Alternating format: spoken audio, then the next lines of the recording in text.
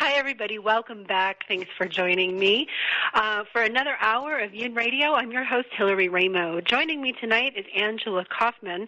We're going to be discussing, of course, the political platform, but we're going to be talking about it from a very different perspective.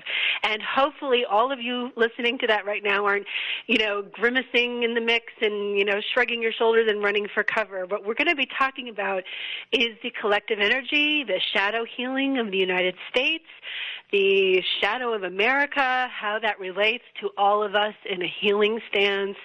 I read an article that Angela had written back in January, the beginning of this year, in Healing Springs Journal, and she had talked very articulately, intelligently, and intuitively about this topic. And I was so taken by her work in this magazine that I reached out to her and asked her if she would want to come on the air to do a show.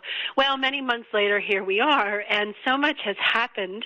And when you take a look at social media and you see what's going on and you listen to what people are saying, or you process your own emotions out through social media or, with your friends and family, it creates so much angst and emotion, and it's creating so much division between people. I wanted to do a show with Angela to talk about this important topic because it's so relevant for all of us, because no matter what your belief system is or how you feel about healing in general, this topic is such a perfect mirror for us to take a look at on a more collective macro, micro scale to see how we can really move into the energies that are presenting themselves to us at this time, real time. And it doesn't matter if you watch TV or not, or how you expose yourself to the political platform. We're all exposed to the energy of it one way or the other. So we're going to be talking a lot about that tonight. We have a live show.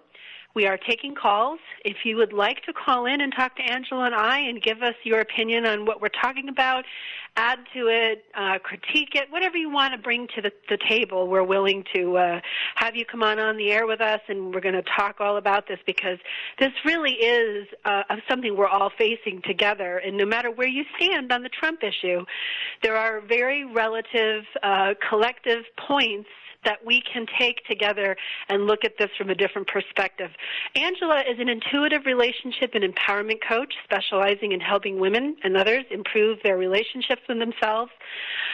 In addition to being a clinical social worker, she is also an intuitive consultant and psychic medium, author and creator of the Discover Your Inner Queen Mystical Path to Empowerment program. She's a firm believer in the ability of every person to awaken to their spiritual paths and access gifts of intuition through all the senses. And so that's the perspective we're taking tonight. Again, no matter what you think about what's happening or how you feel, it's all important, relevant stuff to create fertilizer for the healing process, and that's going to be the special topic for tonight's podcast. If you have any questions or comments, please give us a call. We're here to talk about this live and organically and conversation style. Welcome, Angela. Thanks so much for taking time to join me. Oh, thank you so much. It's my pleasure. I'm glad that this worked out. Well, we have a lot to discuss in an hour, so we might as well get right to it because this is such a big topic. I want to start by reading the first paragraph of your article that you had published early on in this year. I want to just give readers a little taste of some of your powerful writing in what we're going to be talking about.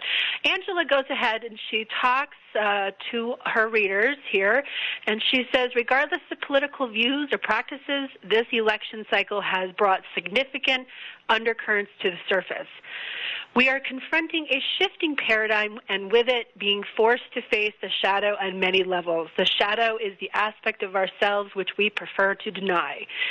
We may be unaware of it or try to suppress it. If the ego represents our outward personality, our shining star selves, the aspect of who we are which we gladly portray to the world, then the shadow is the dark side of the moon, the unknown, deep, primal, irrational self.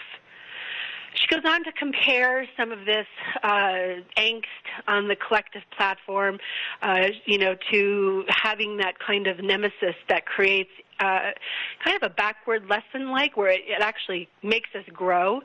Modern-day myths that carry this wisdom, for example, is the classic Star Wars, where Luke realizes he's linked to Darth Vader, or in the Harry Potter series, where we see a link created between Harry Potter and Lord Voldemort. This is often the case that when one comes to recognize their shadow self most easily, not by looking in the mirror, but by finding oneself in polarity with another human being. So I really wanted to read that, because to me, when I read that, it caught my attention right off the bat, because I said, oh, this isn't just another I hate Trump article.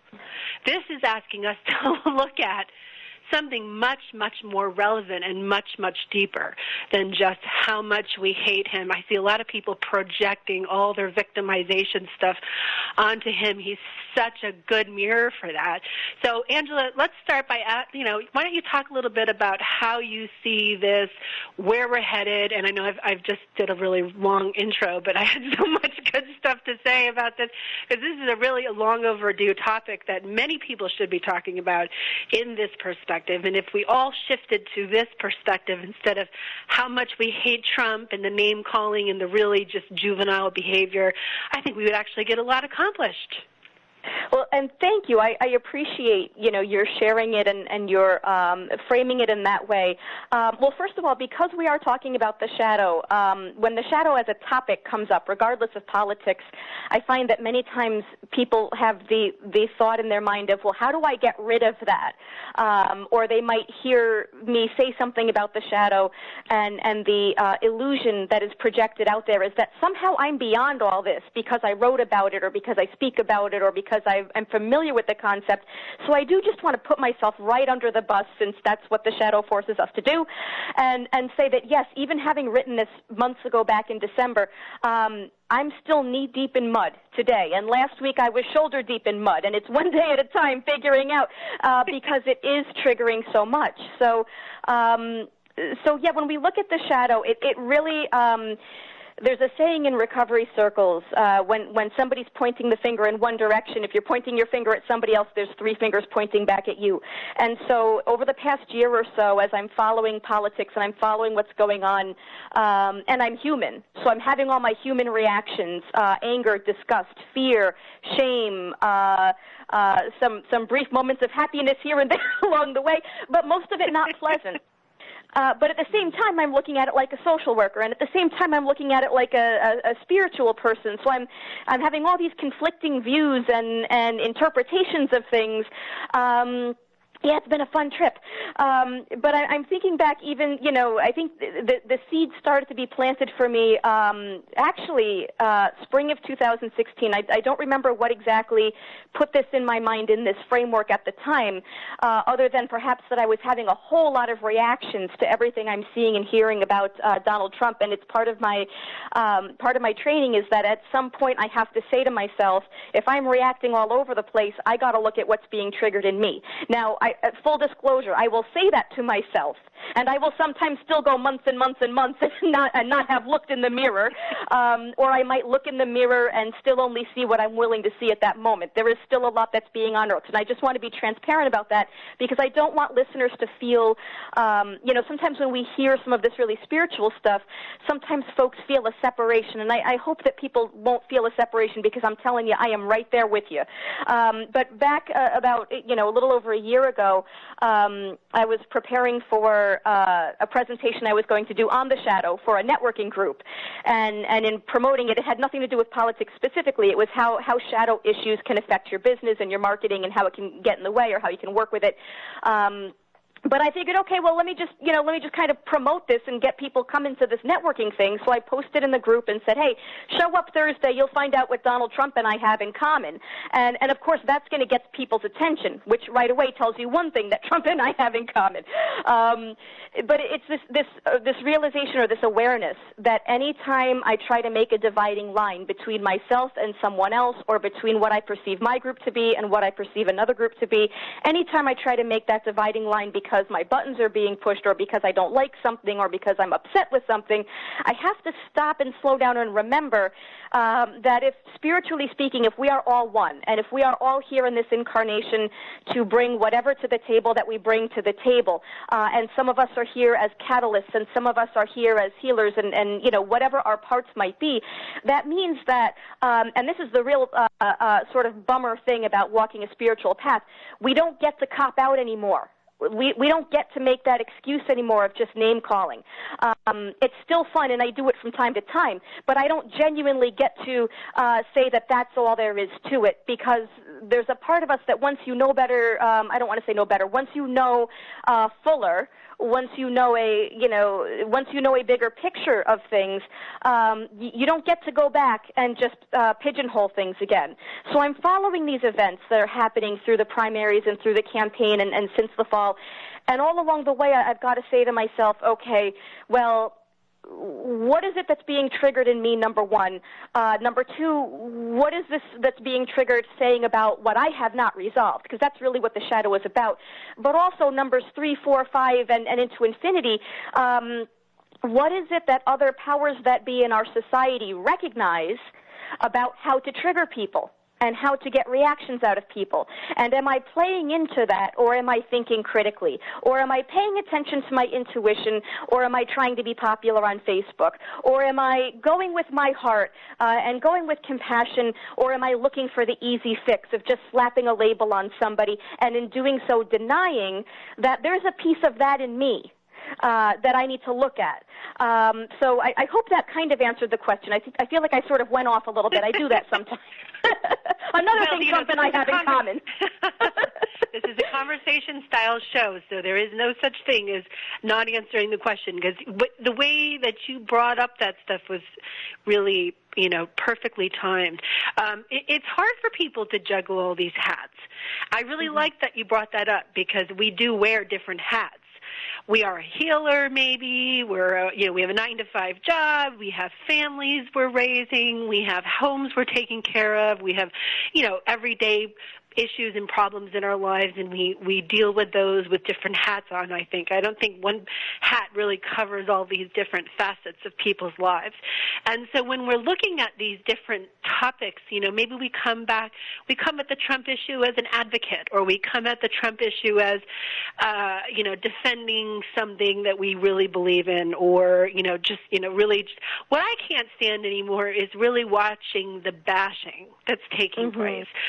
It's like a never-ending waterfall of bashing energy, and it's name-calling, and it's nasty, and it's mean, and it's like you're doing the same energy that you're calling Trump out on. You're participating in the same energy, and if you know what energy is, and you put yourself out there as a healer or somebody who talks about healing aspects, I think you have a responsibility to not do that. If you want to take on a subject, or you want to talk about something that has to do with this, there is ways to do it intelligently and, in an unbiased way where you're not just taking a side to take a side. I mean, aren't we done taking sides?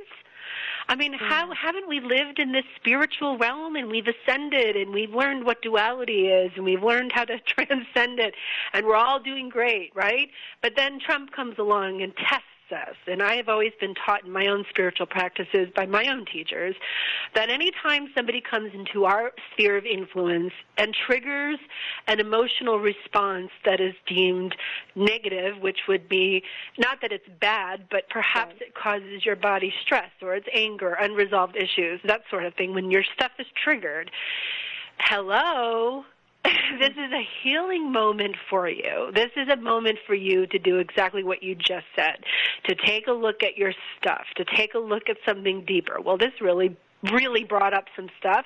Let me sit and take a look at this. Let me journal it out. Let me work it out before I take it to a public platform and rant and rant and rant. And I think people are sick and tired of listening to the rants. And the ones that are still ranting really just keep showing more and more clarity into the things that they have to deal with and face, unresolved victimizations, unresolved traumas, unresolved, wounds that just are festering still. And thank God Trump comes along to turn us all into ourselves so that we can face this.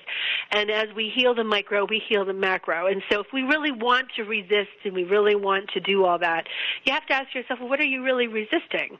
Are you resisting your own growth? Are you resisting your own look at your own healing process? Are you resisting more healing? Are you resisting the opportunity to overcome and continue on? I mean, let's face it, he's our president, whether we like him or not.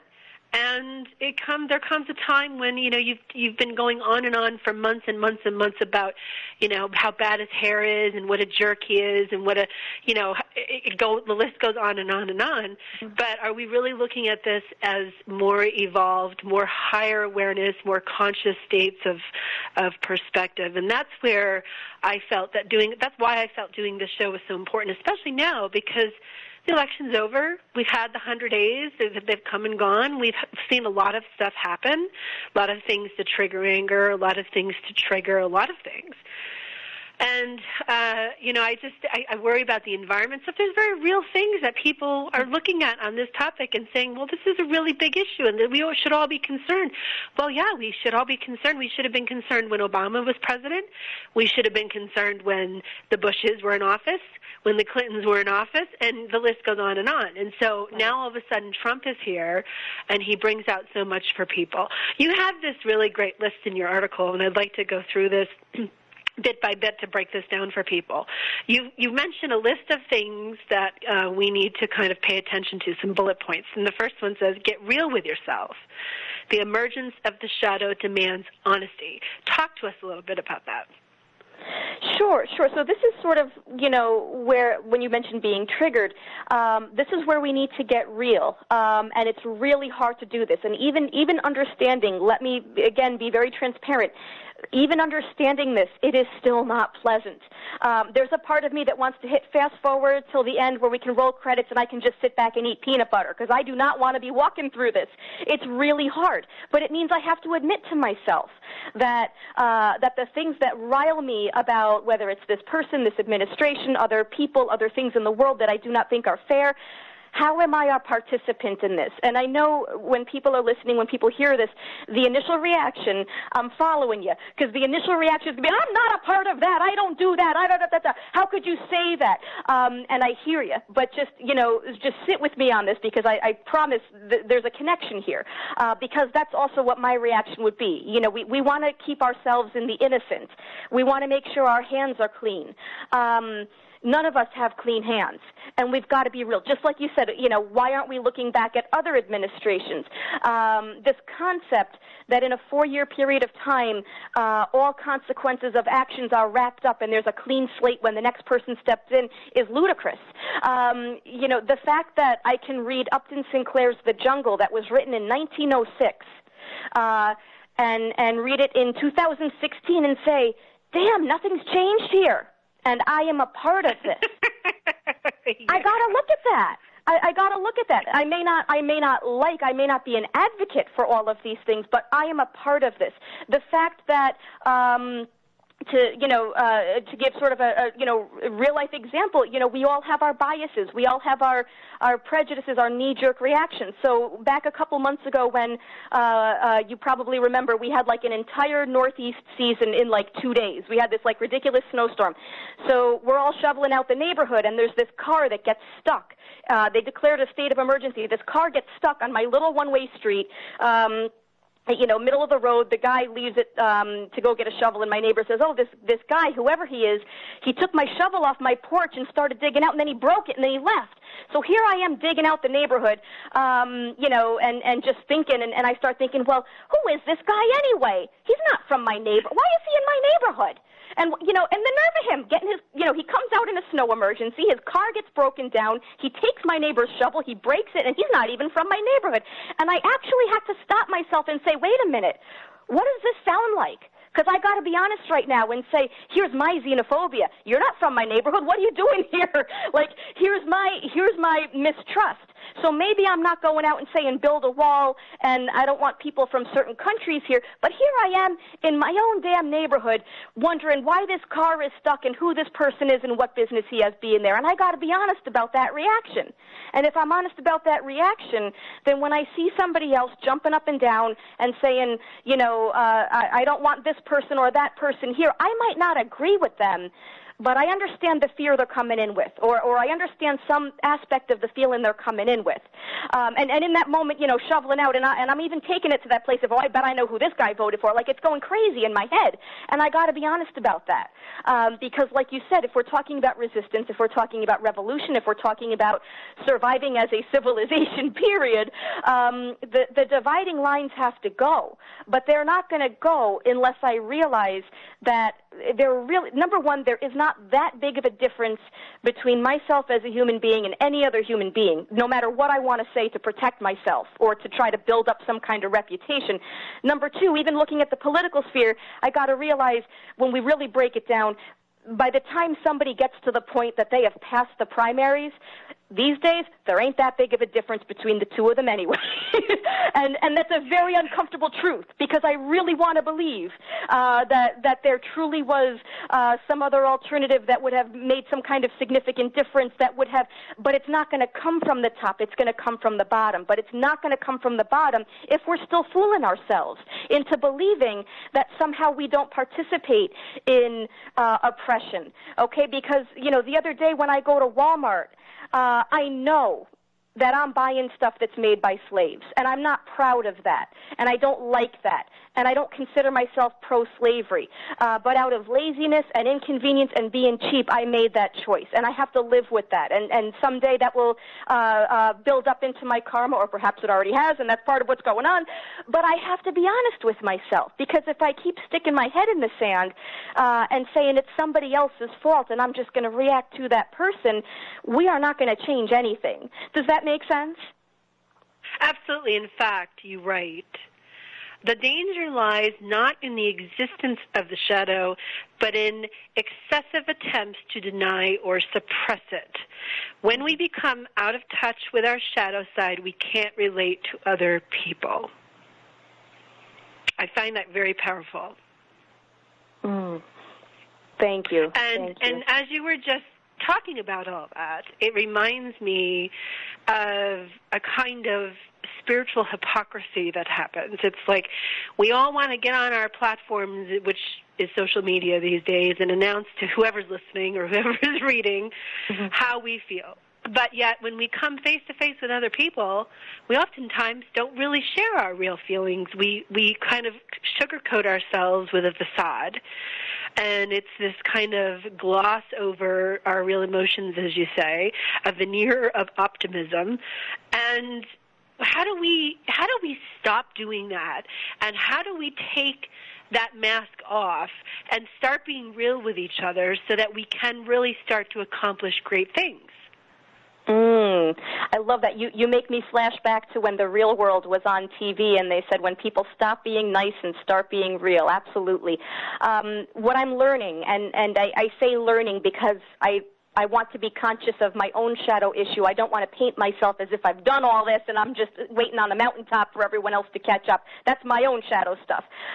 But what I'm continuously learning is that it really does begin with us, because if I can handle, if I can sit with, if I can allow my own emotions, then I can allow somebody else. If I can feel okay about times when I need to cry, I can let somebody else cry instead of running and grabbing a tissue, which is sort of like body language way of saying, stop doing that, it's sloppy, I don't want to see it.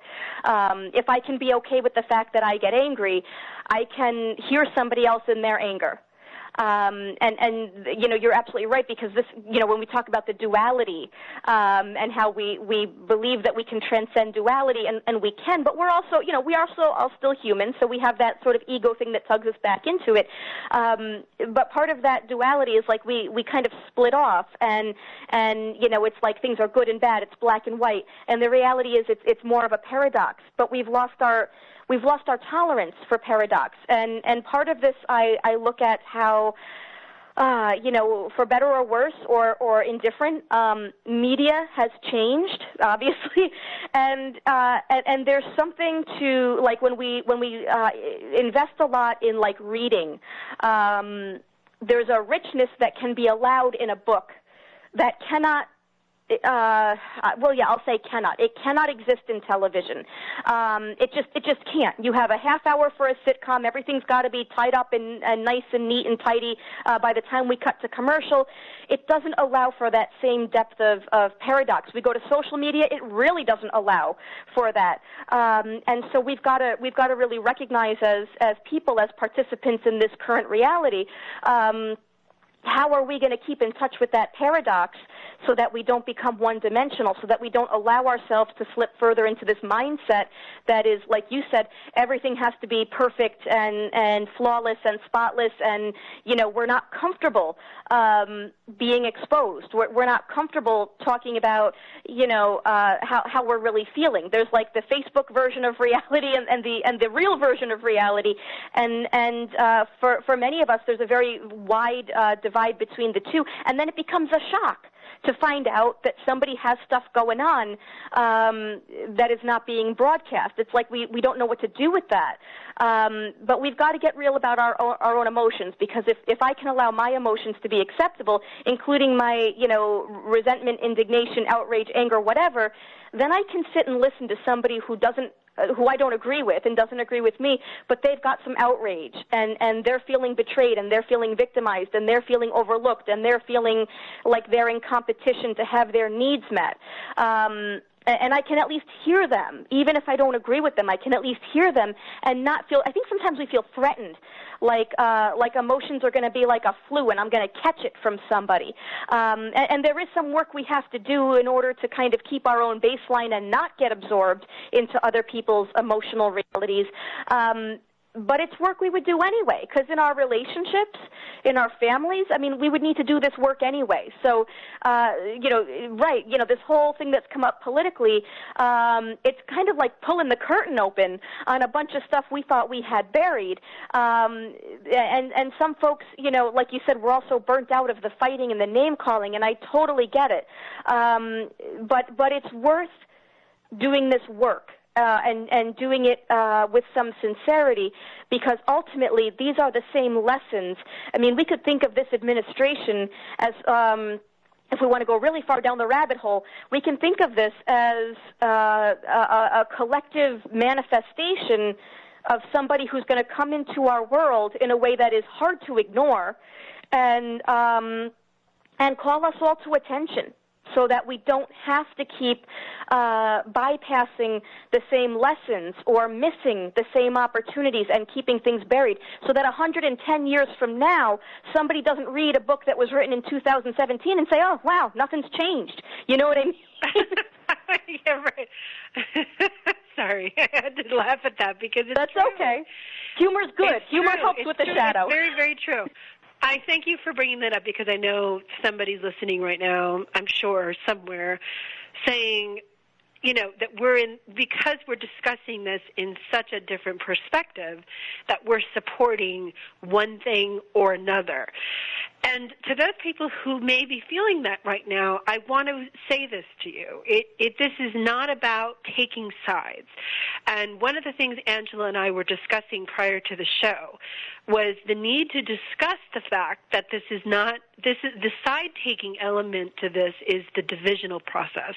It's what's dividing people into cliques and cliches of opinion and perspective, making people not speak to each other, having all kinds of, shenanigans going on social media, whether you block people or, unfollow people or do all of these kinds, make these kinds of decisions, which in a digital age have consequences. Mm-hmm. And if you have these kinds of actions happening to you, it can make you feel ashamed or make you, kind of close your voice down because, oh my God, I spoke up and expressed my anger and, Sally unfriended me and now she won't speak to me and she's not coming to the picnic on Saturday and so on and so forth, right? And these are very real reactions. Families are being divided. Relationships are being divided. It's a divisional process. It's like if you you take the extreme left or right. Well, who the hell says I have to go left or right? Why can't I just go straight or go backward, some other direction? I think we're really lifting the veil on the nuances within the healing process for the micro and the macro collective individual energetic scales. We're really taking a look at the fine-tuning triggers that we have to, and Trump has provided this mirror for us. And when we look at it as a mirror, and when we take the time, whether it's private or not, to self-reflect, and I encourage to do it privately. I encourage people to do it privately, at least first, and sit with what these triggers really are.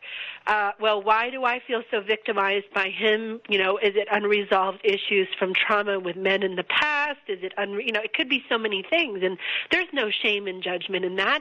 It's just an opportunity for you to heal and for you to say, what do I still need to go back and take a look at? What still needs to be healed? What work do I still have to do on myself? And hallelujah, you found it.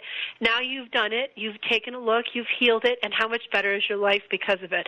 And then you can take action on the things that you feel passionate about without being an emotional wreck. In fact, number 2 of your bullet list says, create space and time for your emotions. And I'm going to actually read this.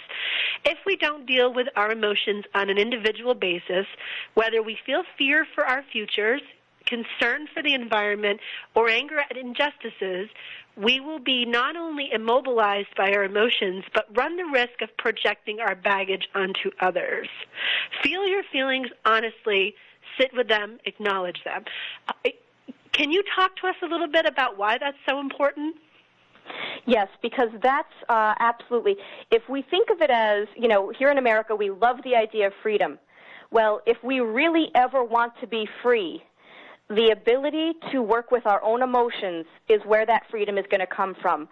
Because if I have unresolved emotions, and this is something that I'm still, still processing, still aware of, still comes up. It's not like we work with the emotions and then we're done with them forever, unless you magically find a way to become a robot. And even then, the way we're progressing with technology, pretty soon they'll probably have feelings too.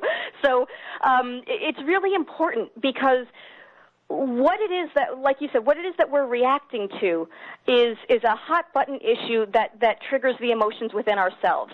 And if I don't have that under control, or I don't want to say control as if, we think of control as like, oh, I'm going to put the feeling in a corner and that way it won't affect me. That's not what I mean by control. If we don't make some space to sort out my emotions from whatever else, here's what's going to happen. I'm going to turn on the news, and I'm going to hear about whatever the latest tragedy is.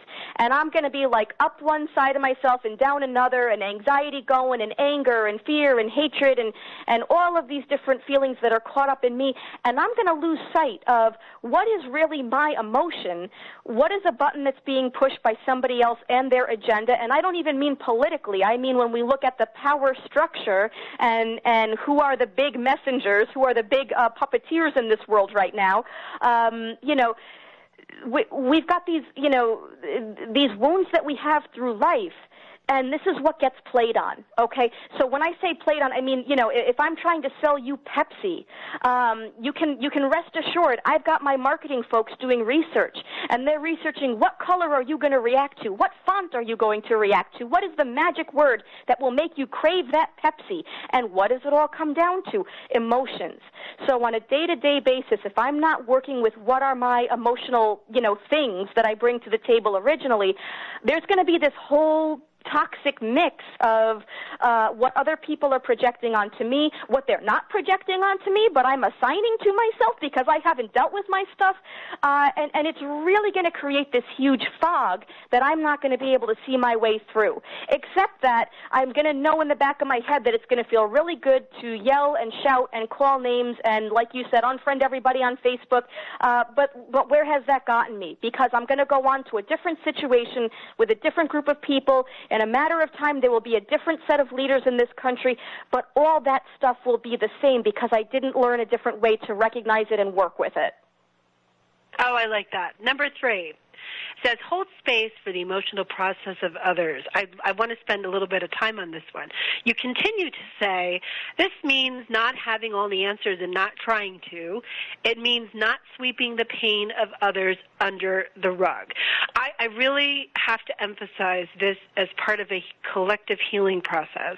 When other people go through the dark night of the soul, or, you have these human elements come through and you have breakdowns, it's so important for people not to judge those and run away from a person, because that just makes it that much more of an atrocity, I believe, to a person. I mean, I've been in that situation myself. I've seen other people be in that situation. When you have this fall apart, shed moment, it's a time to hold space for whatever that person needs and however that person needs. And there is no, judgment and shame. And you talk in this article about how it really is important to not try to figure it all out and offer solutions too quickly, because that, in a way, dishonors the person's journey and their own process of finding their own answers. Because ultimately, healing is not about someone else healing you. It's about you healing yourself by figuring out what makes you tick and how you're triggered by stuff. And once you make those own connections for yourself, then that empowers you and frees you to be able to be a more whole and integrated person. And it's a celebration all across the board. And each time a person goes down, it is our duty to be love lights of, whatever we need to be for that person.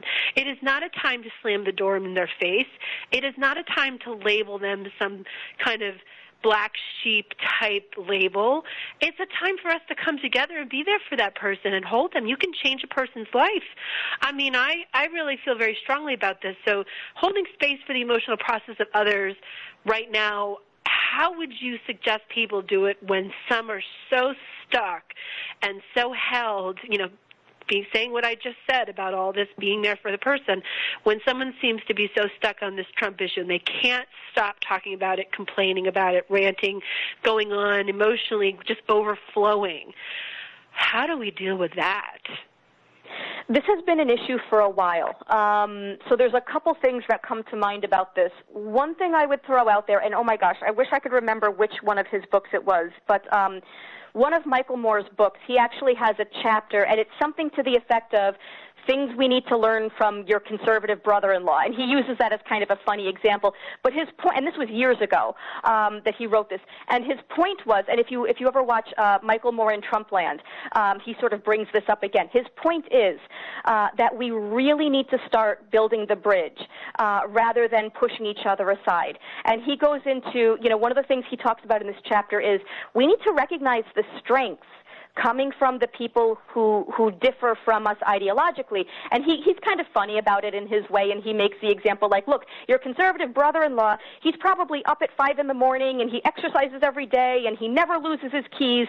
And, he's sort of generalizing in sort of a humorous way, but he's saying we need to listen and we need to appreciate he brings something to the table. Now, we might not agree on what it is he's bringing to the table, but he brings something legitimate to the table.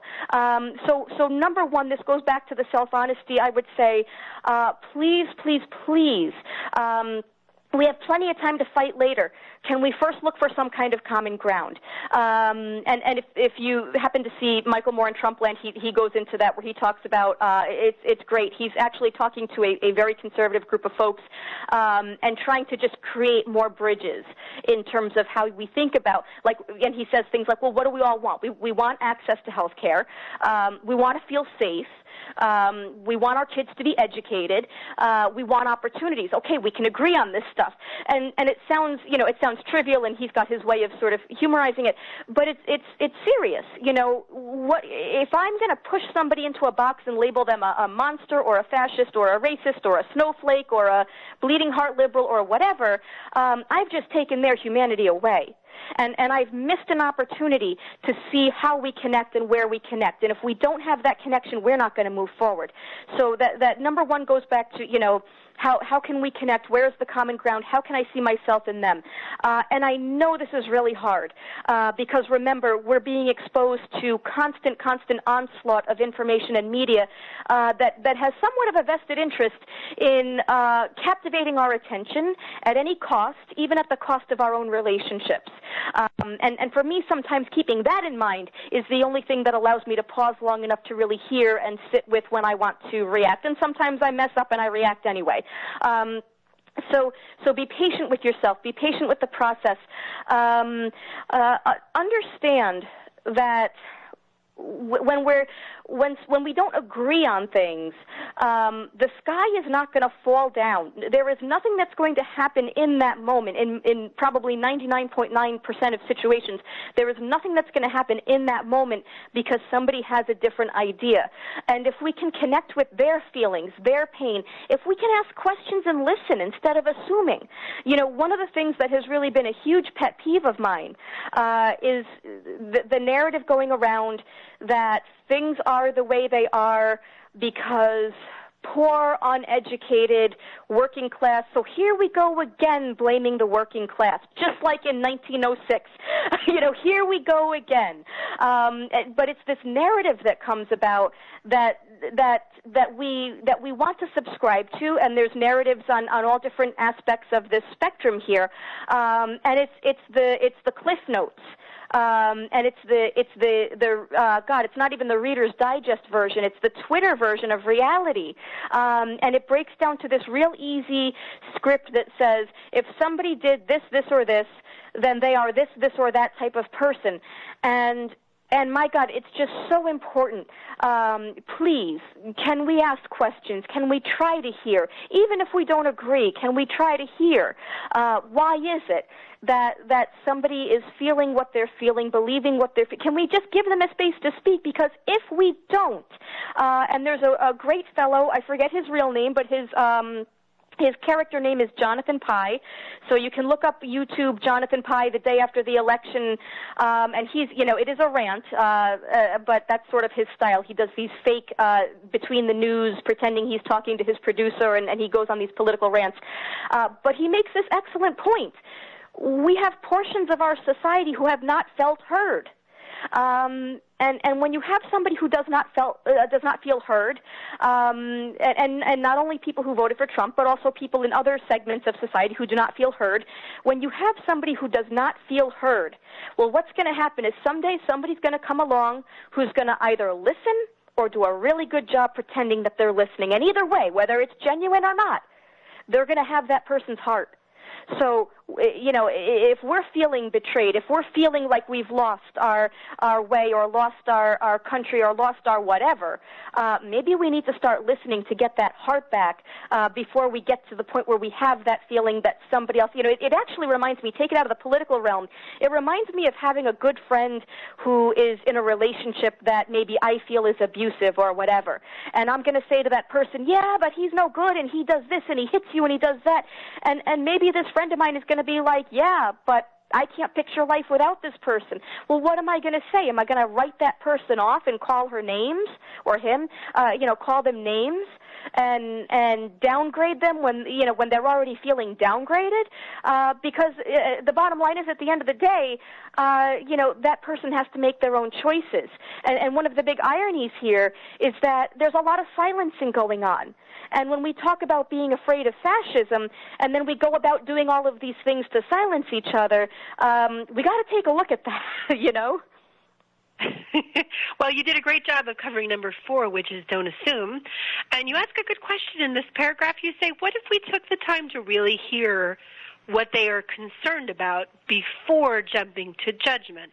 And I'm going to give you a perfect example of this. And in several of my online platforms, I have asked questions that are very neutral, very fact-oriented, but not name-calling or side-taking. And in those discussions, always what happens is somebody will come in and make assumptions and assume I'm supporting Trump because I'm not bashing him.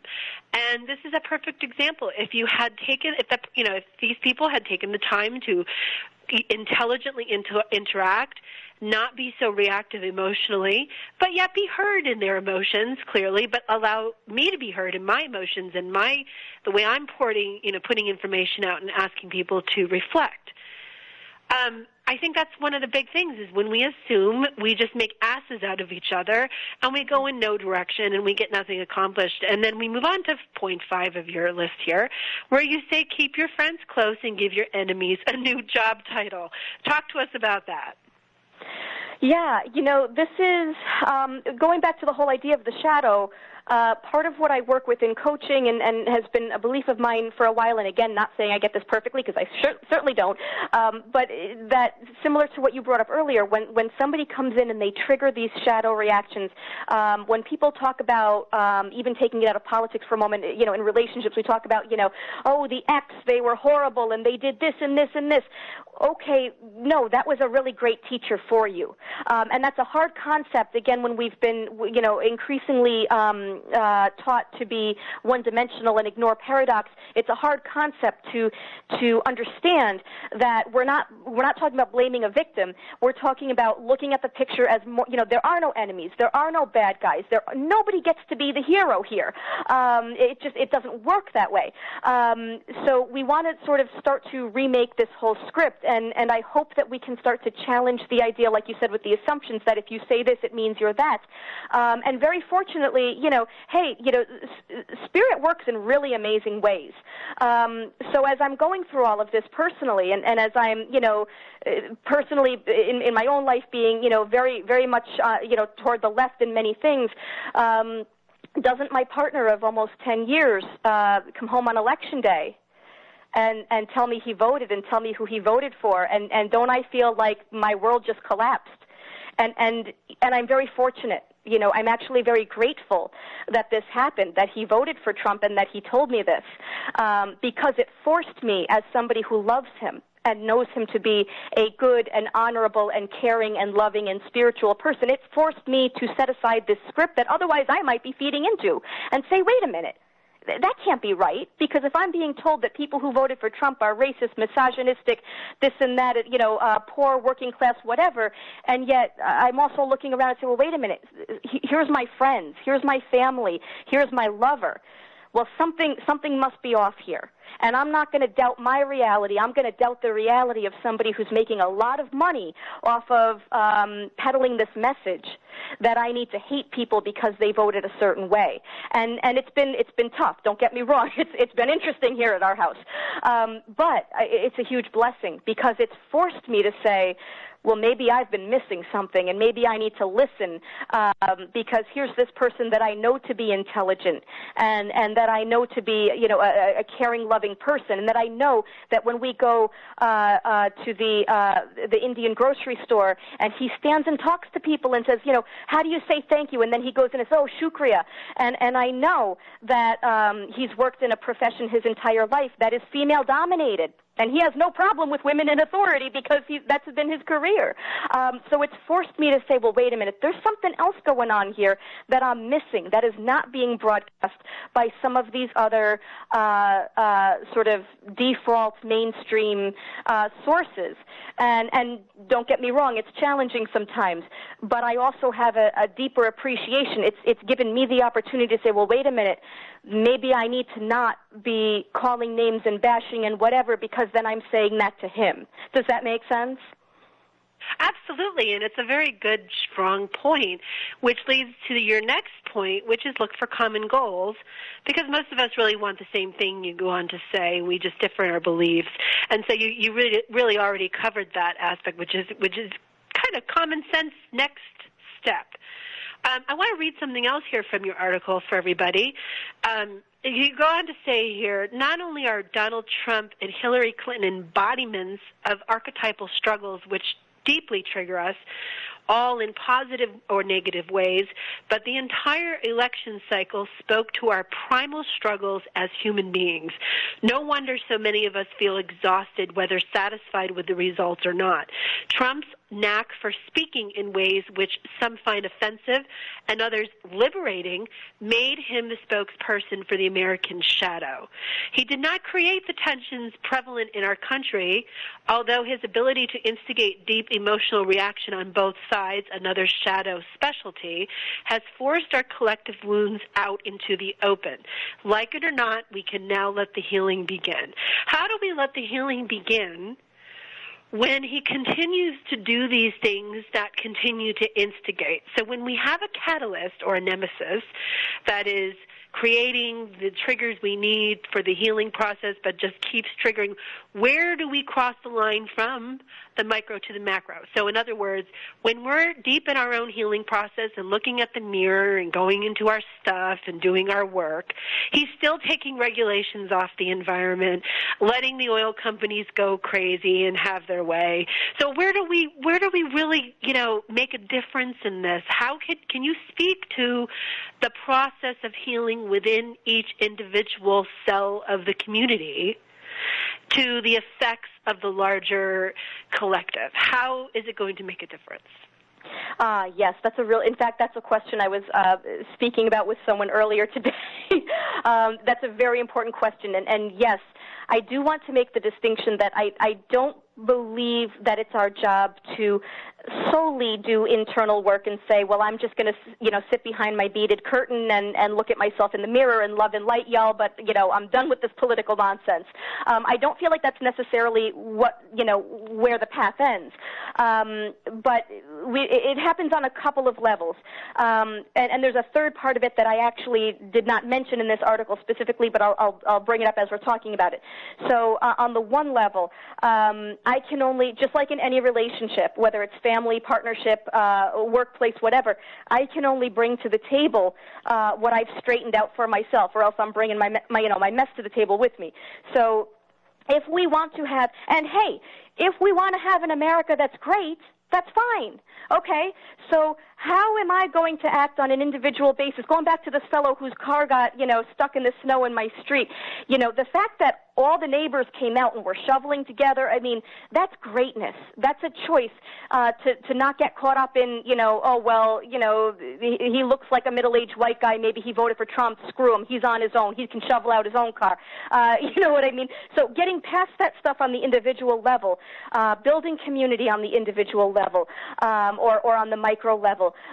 If the goal is greatness, if the goal is healing, if the goal is a sense of restoration, and for many of us the goal is, let's not just go backwards in the sense of greatness, let's go forward and figure out the pieces that we dropped off on the way. In other words, people in this country who have not yet had their golden age. We're going to work that out on the micro first. And this topic reminds me, there's a fascinating woman. She's a Haitian historian, and she talks about spirituality and culture and politics. Her name is Bayyinah Bello, and it's Bayyinah, Bayyinah, I think it is. And she does this lecture on a YouTube video. And she talks about the same concept, although she talks about it much more eloquently than I can. And there's a concept actually in their spirituality where they talk about different forms of, kind of like different forms of deity. And there's the one deity that will come in, I'm calling it deity, and that's actually not the correct word. I apologize. It's sort of like what in other cultures we might call a demigod, or like a spiritual influence, like a spirit that moves through a person who is here physically. And there's two different names for them, and I'm forgetting both names. But the one is sort of like the trigger, the catalyst, and the other is the one who carries it out. And she speaks about this in terms of the Haitian Revolution and significant political figures in that process. But then she says this really amazing thing. She says, if I'm feeling like there's something wrong with Duvalier, and she's talking about the leader at one point who was really not that nice of a guy. She said, before I go out in the streets and start yelling about what's wrong with Duvalier, I got to look at what's wrong with Bayyinah, meaning, I've got to look at what's wrong with me. And she's talking about the same concept, that we've got to clear it up in ourselves so that we can even go out into the world, like you said earlier, with the energy that we want to bring to it. Because, right, if I'm mad at somebody for doing what I perceive as being hateful, and it kicks up my hate, and I'm fighting their hate with my hate, I'm just bringing more hate to the table. So we do have to work on it on a micro. Another aspect I would say of working on it on a micro means that we need to expose ourselves to greater diversity, and I also mean diversity of ideas. You know, I find it quite interesting that there are some folks who will be quick to champion the rights of all kinds of diverse people, and I'm not criticizing that. That's wonderful. But why can we not include in that diversity of ideologies? Why are we saying, okay, all Trump supporters go off on an island, we'll build a wall around you, and then we can have, America for everybody else that, who's been oppressed? Why are we turning around and oppressing people? You know what I mean? So we've got to work it out individually, even for that exposure, because the exposure in and of itself does a great deal of healing. You know, the more that I sit with and hear the concerns of people whose lifestyle I do not live, and hear what it's like for them, and why that might lead them to make choices. We're actually, Angela, I'm sorry to interrupt. We're actually running out of time, and we have about a minute left in the show, and I wanted to end with your last piece, which is honor the shadow, and if you could sum that up for me in 30 seconds, that would be a great way to end the show so people know how they can do shadow work and honor the shadow and work through some of these things. Oh, boy. In 30 seconds, the more you can do to acknowledge it and even be playful with it, because when we take ourselves way too seriously, we're going to push that shadow down. Creativity is great for honoring and letting the shadow in, because we can do things in creativity that don't have to become like our quote-unquote reality part of ourselves. Great. That was great. And if you want to know more, you can go to intuitiveangela.com. You can have a session with her. She'd be more than happy to work through this with you. If you want to go on that level of work with her, we are out of time. Thank you so much for being here. Replay, share, go to my YouTube channel, share this, talk about this. Let's start having the real conversations. Angela, thank you so much for being here. Oh, thank you. It was my pleasure. Good night, everybody.